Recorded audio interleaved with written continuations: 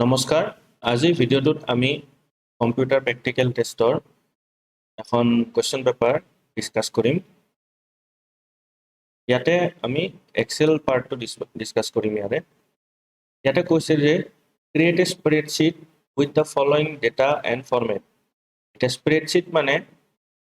এক্সেলৰ স্প্ৰেডশীটৰ কথা কৈছে এক্সেল আমি এমএছ এক্সেল ইউজ কৰোঁ তাৰে শীটবিলাকক স্প্ৰেডশীট বুলি কয় ইয়াতে চাওক জোন দিছে নৰ্থ ইষ্ট ৱেষ্ট সাউথ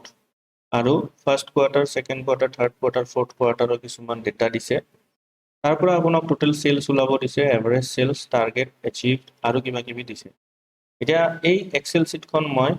ইয়াতে বনাই লৈছো ইয়াতে আপোনাৰ দিব ইয়াতে মই এক্সেল শীটখন বনাই লৈছো এতিয়া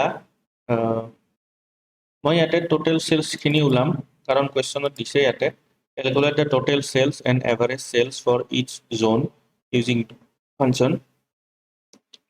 define letter y or n এটো কৰি আছো আগতে এটো কৰি লম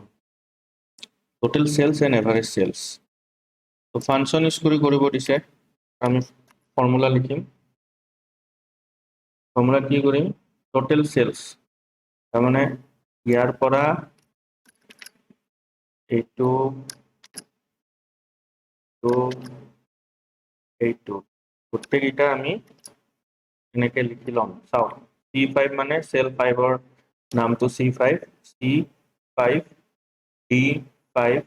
E5 F5 গোটেইটা আমি এড কৰি এনেকে কি দিছো যে আমি এন্টাৰ প্ৰেছ কৰিলে আহি যাব যে বাকি কিটাৰ কাৰণে আমি লিখি নাথাকো এই ব্ল্যাকটো টানি দিলে এনসাৰটো ওলাই দেখিছে এটা কিন্তু ফৰ্মুলা বিলাক লিখা আছে এক্সেলে নিজে নিজে লিখি লৈছে ঠিক আছে এটা চাওক এভাৰেজ সেল মানে কি টোটাল সেলস ইমান আছে তাক 4টা কোৱাৰ্টাৰে 4 এৰে ডিভাইড কৰিব লাগিব আমি কি লিখিম equal to total sales divided by 4 তো এভাৰেজটো পাই গলো যে বাকি কিটাৰ কাৰণে আমি কি কৰিম একে টানি দিম ঠিক আছে তো এইটো অপশন আমি কৰিলো যে আমি নেক্সট কোৱেশ্চনটোত আহিম define letter y or n for target achieved column using the function if the average sales is 100 or more target achieved is y otherwise n তাৰ মানে কি কৈছে টাৰ্গেট এচিভ যেটো বক্স আছে মানে সেল আছে ইয়াতে প্ৰতিটো সেলতে যে এভাৰেজ সেল 100 তকৈ বেছি হয় তেতিয়া হলে টাৰ্গেট এচিভ হৈছে তো y বুলি আহিব লাগিব আৰু যদি 100 তকৈ কম হয় তেতিয়া ইয়াতে n বুলি আহিব লাগিব তো এটো কেনেকৈ কৰিম তো চাব প্ৰথমতে দিম ইয়াতে if দিম সৰি if ইয়াৰ পিছত ব্ৰেকেট দিম তাৰপিছত কি h5 greater than equal 100 then achieved right আৰু যদি নহয় তেতিয়াহলে কি হ'ব not achieved ঠিক আছে এন্টাৰ মানে দিছে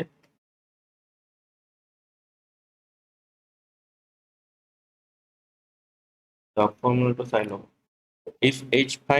মানে h5 টো এটো সেল ইয়াৰে ভ্যালুটো 100 তকৈ ডাঙৰ হয় তেতিয়াহলে y টাৰ্গেট এচিভ আৰু যদি সৰু হয় n টার্গেট নট এচিভ এতিয়া মই এইটো সেম বস্তুটো আনি দিম n আহিছে if h7 is greater ইয়াতে তো h7 টো কি আছে 79.75 যেটো 100 তকৈ সৰু তেতিয়া এটো কি ক'ব এটো নো বুলি আহিব ঠিক আছে টার্গেট এচিভটো আমি গম পালো এতিয়া তাৰপিছত কি আছে মেক দা হেডিং ৰো কলম বোল্ড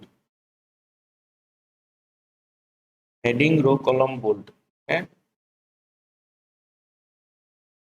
এই যেটো হেডিং ৰো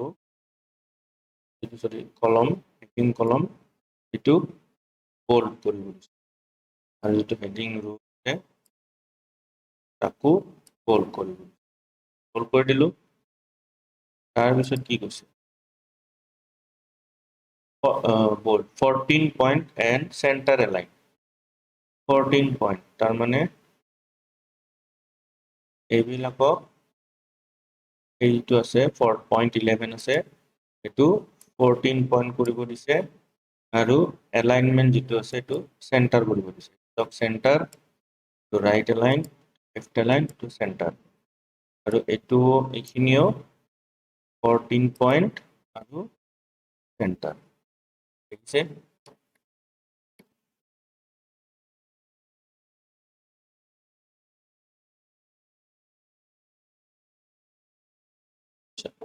now আমি কি চাম তাৰপিছত কি কৈছে numeric figures are to be right aligned in the table the numeric figures কি আছে এইবিলাক হৈছে numeric figures এইখিনি কি কৰিব দিছে right align group center right ঠিক আছে তাৰপিছত কি কৈছে average sales is to be arranged in ascending order of values আচ্ছা এইটো কেনেকৈ কৰিব যে এভাৰেজ সেলছৰ ওপৰত বেছ কৰি এই গোটেই ডাটাখিনি ascending orderত দেখাব সৰুৰ পৰা ডাঙৰলৈ এইটো কৰাৰ কাৰণে প্ৰথমতে আমি কি কৰিম এইখিনি যিখিনি ডাটা আছে সিলেক্ট কৰি লম তাৰপিছত আমি এই যেটো হোম আছে সৰি হোমৰ sort and filter ইয়াতে যাম বলাই কাস্টম সৰ্টত যাম মনত ৰাখিব sort and filter custom sort তাতে আমি sort by সিলেক্ট কৰিম h কে সিলেক্ট কৰিম কাৰণ এটো এভাৰেজ সেলস বিলাক h ত আছে তো আমি h সিলেক্ট কৰিম আৰু স্মলেষ্ট টু লাৰ্জেষ্ট ascending হলে স্মলেষ্ট টু লাৰ্জেষ্ট হ'ব এটুক সিলেক্ট কৰি আমি ওকে কৰি দিম চাওক ওয়েস্ট সাউথ নৰ্থ ইস্ট বেলেগ বেলেগ হৈ গ'ল এটু সবতছে ওপৰত গুচি যেটো লোয়েষ্ট আছিলে এতিয়া তাৰ পিছত আমাক কি কৈছে যে draw a pie chart using average sales of each of the zones here average sales of each of the zones এইখিনি ইয়াৰ পৰা যদি মই pie chart draw কৰো suppose মই এনেকে সিলেক্ট কৰিলো ইনসাৰ্টত গলো pie সিলেক্ট কৰিলো 3D pie লও pie লব পাৰে 2D pie লব পাৰে 3D ললো একো নাহিল মানে কি এভাৰেজ সেলস আহিছে কিন্তু 1 2 3 4 বুলি আহিছে এটা এই বস্তুটো নাহিল নর্থ ইস্ট ওয়েস্ট সাউথ এটাকে আমি কি কৰিব লাগিব এইকেইটাও সিলেক্ট কৰিব লাগিব এতিয়া আমি ইনসার্টত যাম পাই 3D পাই এভারেজ সেল প্রাইস বেলেগ বেলেগ হৈ গৈছে এটো ওয়েস্ট জোন কালার ওয়াইজ এইখিনিয়ে এতিয়া এই যেটো ফৰ্মুলা টাৰ্গেট আছিল যদি আপোনাক কেতিয়াবা স্টুডেন্ট বা ক্লাছৰ ৰোল নাম্বাৰ বা মানে স্টুডেন্টৰ পাস ফেল উলাব দিয়ে ইয়াতেও এই ফৰ্মুলাটো ইউজ কৰিব পাৰে যে যদি আপুনি টোটাল মাৰ্কস থাকে আপুনি G5 সিলেক্ট কৰিব ইয়াতে H5 ৰ জায়গাত আৰু ইয়াতে টোটাল যে 30 মাৰ্কস জেনাৰেল 30 পালে পাস হয় 30 কে কম পালে তো আপুনি যদি লেস দেন ইকুয়াল টু 30 লিখে তেতিয়াহলে পাস লিখিব তাৰপিছত আপুনি ফেল লিখিব ঠিক আছে এইটো ভিডিওত এইখিনিয়ে ধন্যবাদ